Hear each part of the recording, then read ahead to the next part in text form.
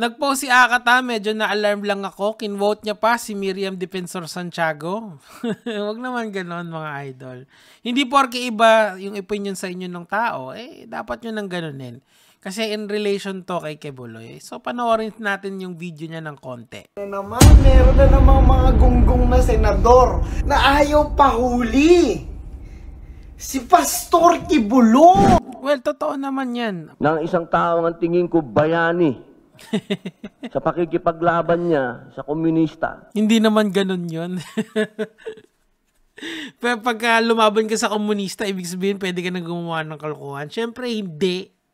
Di si Tito Badang, padala na lang natin doon. Tapos lumaban siya sa komunista. Good luck sa karir mo. Goodbye. So, speaking of career, syempre, ang pinaka-disappointing sa lahat si Miss Amy Marcos. Para baliktarin natin.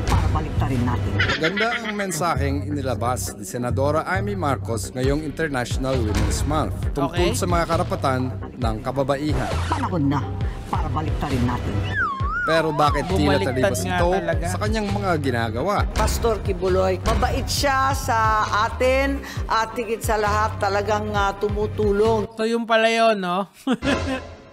Para ikaw ay hindi magkasala, papawalang salain ka namin. Papakawalan namin lahat ng kriminal, ng masamang tao sa mundo.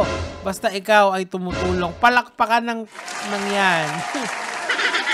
So pag tumutulong ka pala, absuelto ka sa mga kaso mo, wag na tayong magkaroon ng judicial system. Wag na tayong magkaroon ng mga hearing na yan. Wag na natin protektahan yung kapakanan ng kababaihan. Tumulong na lang tayo. Palakpakan yang na yan. Tuloy na natin. Sa napakarami. Uminahon tayo at wag naman natin na inaapi yung tao. Wow. Ayos din di ba nagpapastop ng lindol yan? Paano naman namin aapihin yung ganong kalakas na tao? Tapos ang dami pang padrino. Yun lang, hindi na malakas kasi yung principal niya. Si Duterte. Tuloy na natin. Halip kasi, suportahan ang rekomendasyon yan. Congratulations kay Ma'am Risa. ng mga kapwa senador. Yan ang dapat palakpakan. Yan, dapat talagang arestuhin.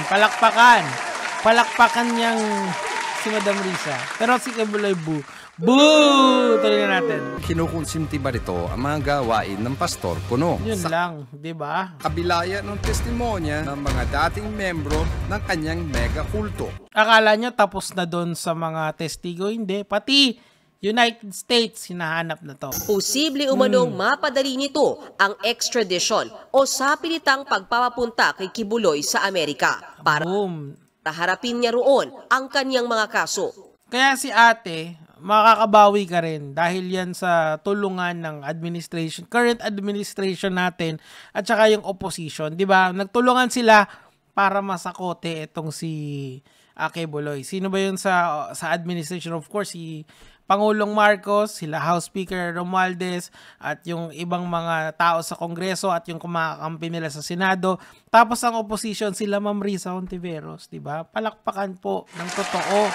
Dahil maganda yung ginawa nila at makakabawi si ate dahil sa kanila. Bilastos na ang Senado, ang institusyong kinabibilangan mo, todo suportak pa rin kay Pastor Kuno. Imbis na karapatan ng kababaihan ang itaguyod, isang manyak at may topak pa ang iyong ipinagtatanggol. Aba, Senadora Amy, baka ikaw naman natin yung galaw ni Miss Amy Marcos. Tingin ko talaga, kaya niya ginagawa yan dahil mag-e-election na. Boo!